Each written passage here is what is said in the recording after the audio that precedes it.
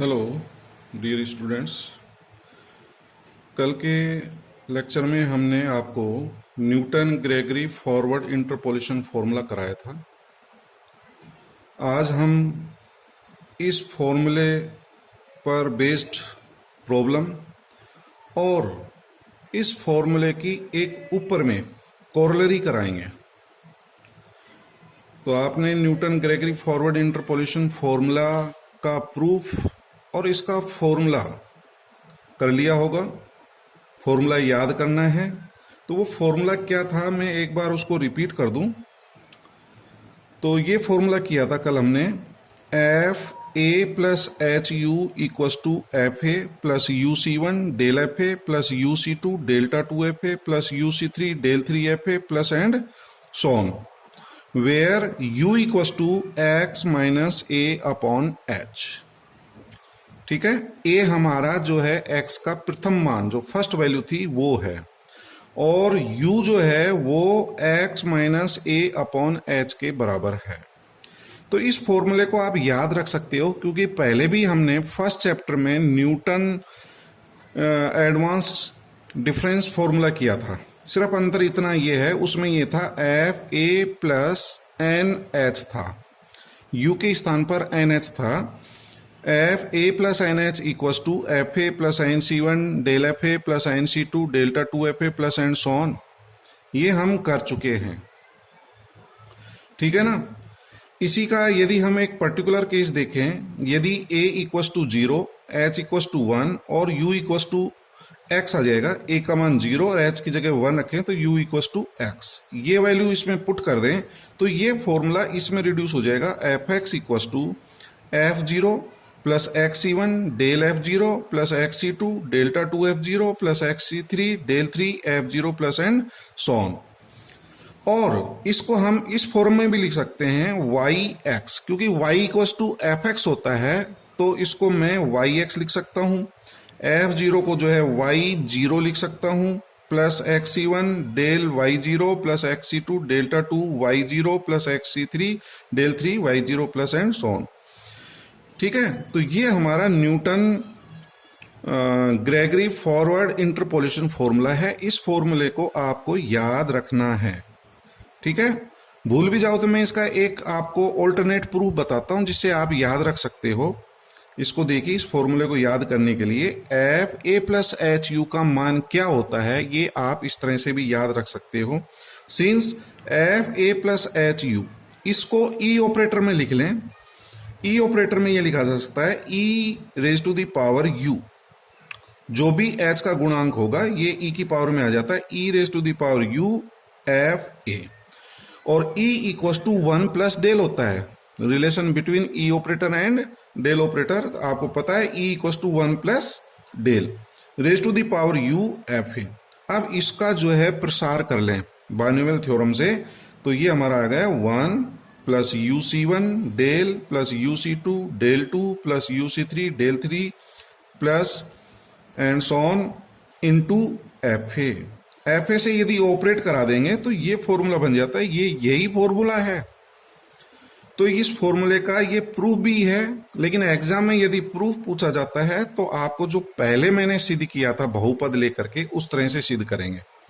याद रखने के लिए आप ये कर सकते हो, ठीक है। तो आपको याद हो गया होगा ये फॉर्मूला, इस फॉर्मूले को याद कर लेना। इस पर बेस्ड प्रॉब्लम आ जाती है एग्जाम में, तो वो अभी हम लेंगे। तो सबसे पहले आप एक ऊपर में देखिए कोरोलरी, इसी फॉर्मूले का यूज करके आप एक ऊपर में सिद्ध करेंगे। प्रदर्शित कीजिए, न्यूटन ग्रेगरी अंतर्वेशन फॉर्मूले को निम्न रूप में लिखा जा सकता है, U X equals to U zero plus X first difference of u zero minus x into a second difference of u zero plus x A B third difference of u zero minus x A B C del for u zero plus and so. यहाँ A B सी क्या चीज है, जहां a का मान ये दिया गया है 1 minus half X plus 1, b equals to 1 minus 1 upon 3 X plus 2 और c equals to 1 minus 1 upon 4 X plus 1। ठीक है, तो एबीसी के मान हम एलसीएम लेकर के सोल्व कर लेंगे, इनको जो है क्या होगा। तो आप जो है ये पार्ट सिद्ध करना है, ये न्यूटन ग्रेगरी फॉरवर्ड इंटरपोलेशन फॉर्मूले से मान निकालेंगे। आप ये वाला जो फॉर्मूला है इसका यूज करेंगे। अभी जो हमने पर्टिकुलर केस लिया था a=0, h=1 और u=x, तो मैं ये फॉर्मूला यूज करूंगा। यहां पर y है, यहां पर u है, तो जहां जहां y है वहां पर u का यूज करेंगे।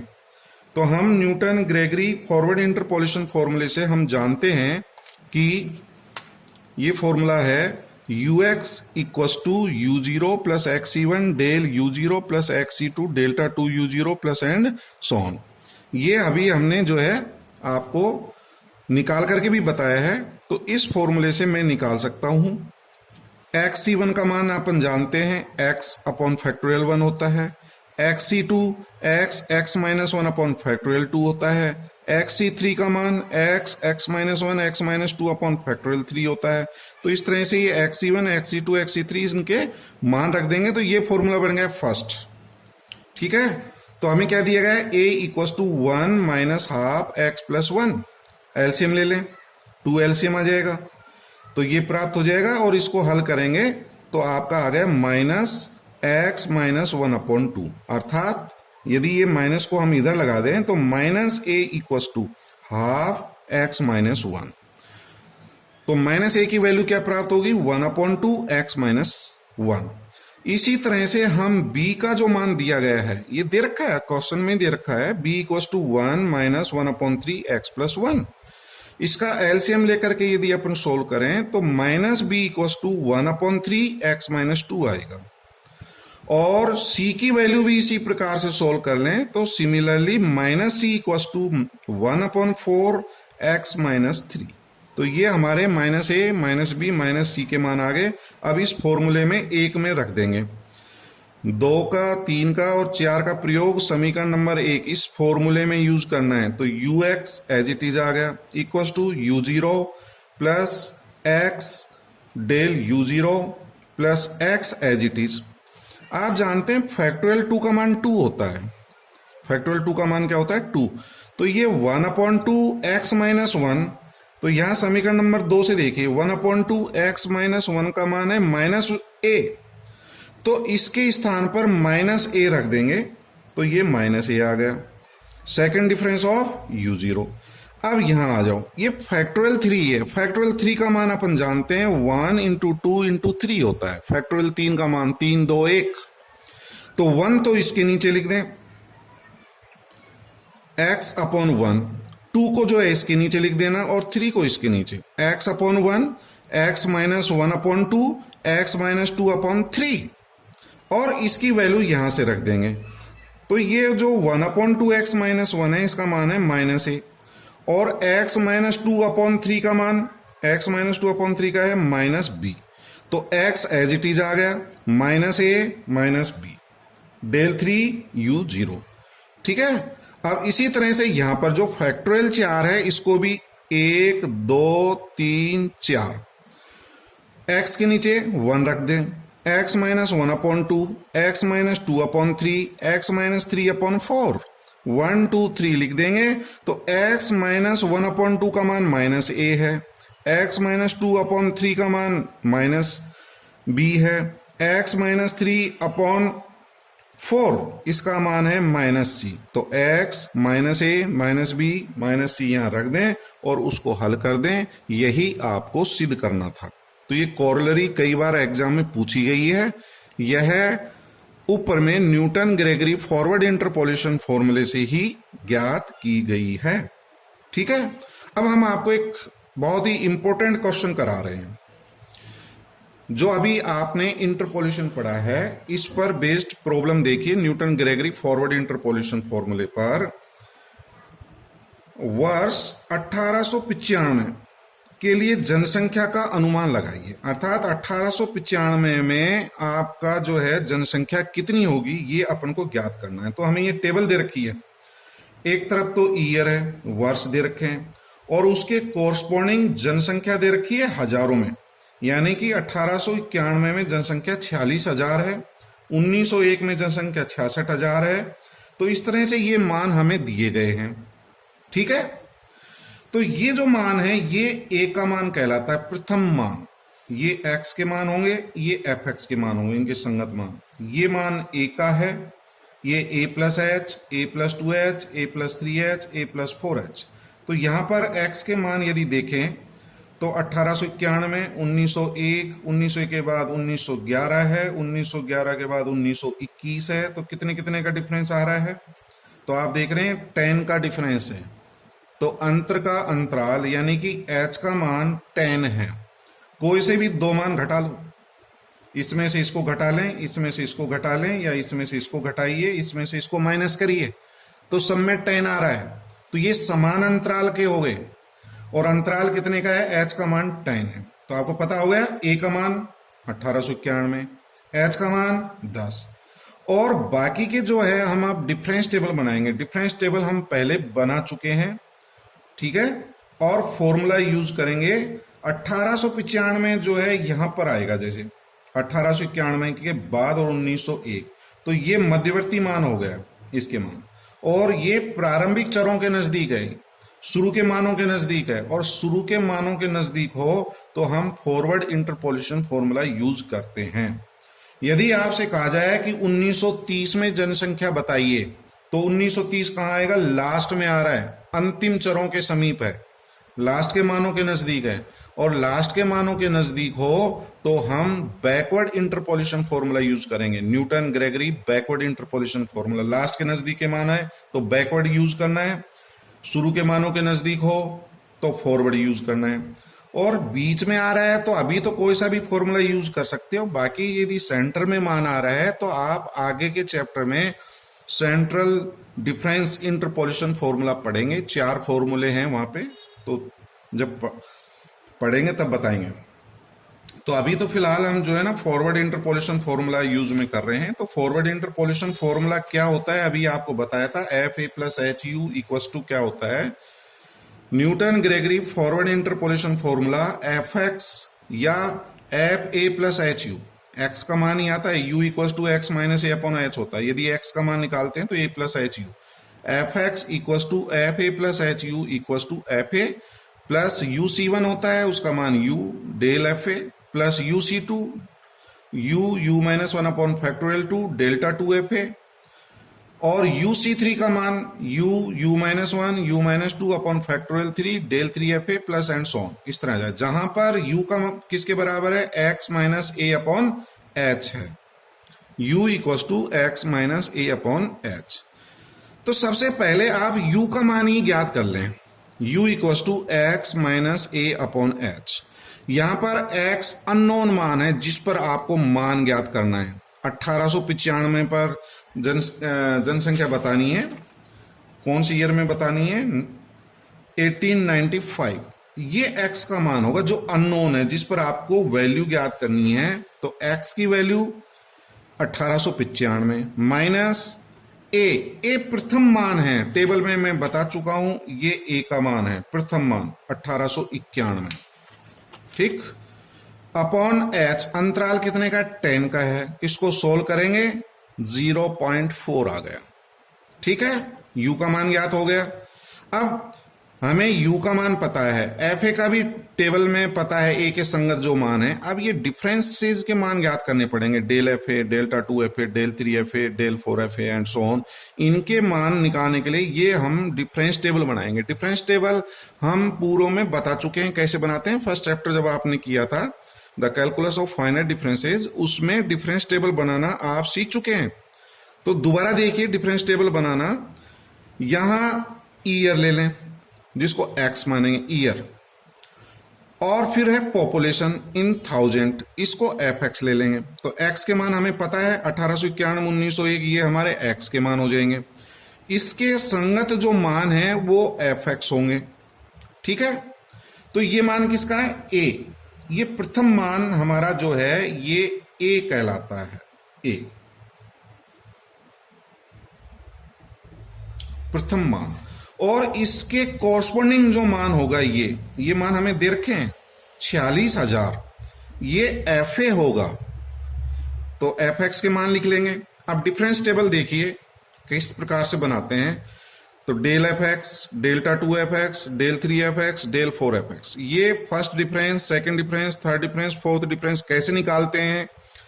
ये जो एफ एक्स के मान है, इसमें ये जो कॉन्जिगेटिव मान देखिए, क्रमागत जो मान है, सेकंड में से फर्स्ट माइनस कर दो, 66 माइनस 46, समझ रहे हो। 66 में से 46 माइनस करेंगे तो 20 आ जाएगा, 20। ये थाउजेंड्स में है, ये 20 आएगा। 81 माइनस 66 15, 93 माइनस 81 12, 101 माइनस 93 करेंगे तो 8 आ गया। तो ये फर्स्ट डिफरेंस हो गई, ये मान एफ ए और ये डेल एफ ए का मान हो जाएगा। This is del F A. अब डेल्टा 2 के टेबल निकालने के लिए फिर आप जो है माइनस करेंगे, इसी तरह से माइनस करते चलो। 15 में से 20 माइनस करेंगे, जो आपके फर्स्ट डिफरेंस टेबल आई है उससे सेकंड आएगी, सेकंड से थर्ड आएगी। 15 minus 20 minus 5, 12 minus 15 minus 3, 8 minus 12 minus 4। Third difference निकालने के लिए -3 में से -5, -3 में से क्या माइनस करना है, -5, तो -3 माइनस -5, तो ये प्लस हो जाएगा, तो ये हो गया 2, -4 माइनस -3, ये हो गया -1।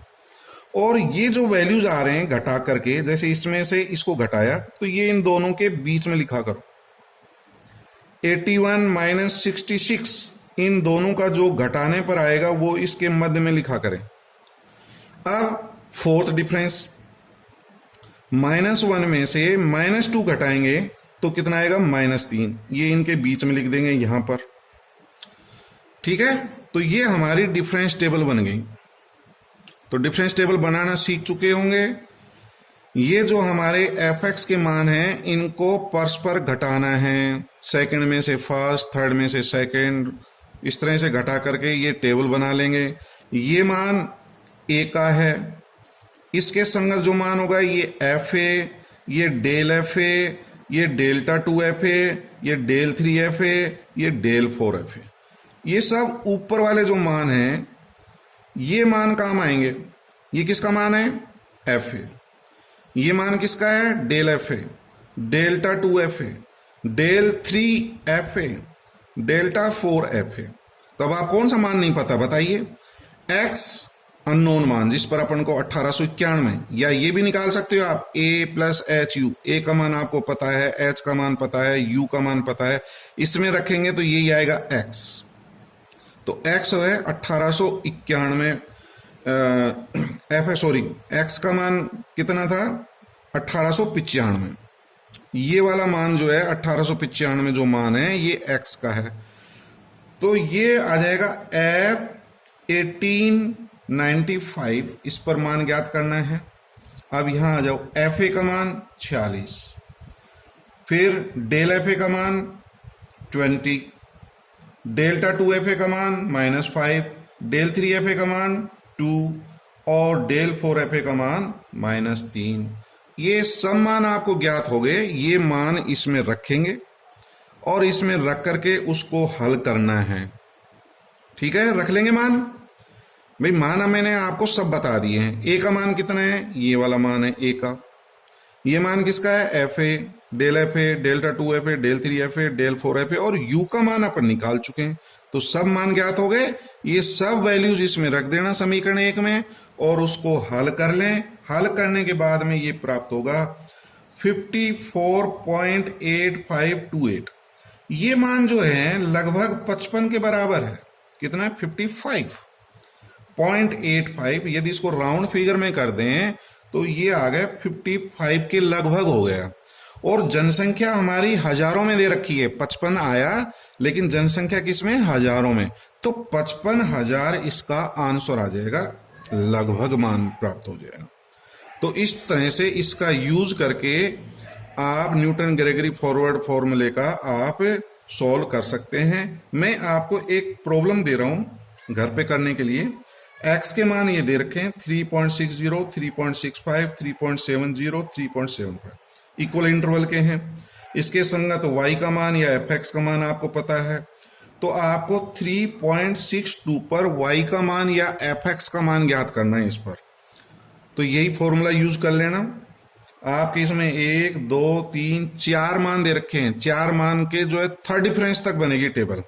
कितनी वैल्यूज दे रखी हैं? 1 2 3 4। तो आपकी टेबल बनाएंगे तो मैक्सिमम थर्ड डिफरेंस तक बनेगी। यहां पर 1 2 3 4 5, तो 5 मान अपन को दे रखे हैं, तो फोर्थ डिफरेंस तक एक कम जाती है। जितने मान दे रखे हैं मैक्सिमम है ये। यदि इससे पहले कांस्टेंट नहीं आने चाहिए, मान लो ये सारे 20 20 20 हो जाते तो अगला 0 हो जाता। समझ गए ना? कांस्टेंट का मतलब सब मान सेम आ जाता है तो नेक्स्ट 0 हो जाएगा। यदि कांस्टेंट नहीं आते हैं तो मैक्सिमम जो है फोर्थ डिफरेंस तक बने, इसमें थर्ड डिफरेंस तक बनेंगे। तो आप ये फॉर्मूला यहां तक यूज करेंगे थर्ड डिफरेंस तक, फोर्थ का मान 0 हो जाएगा। तो इसको आप हल करके देखना।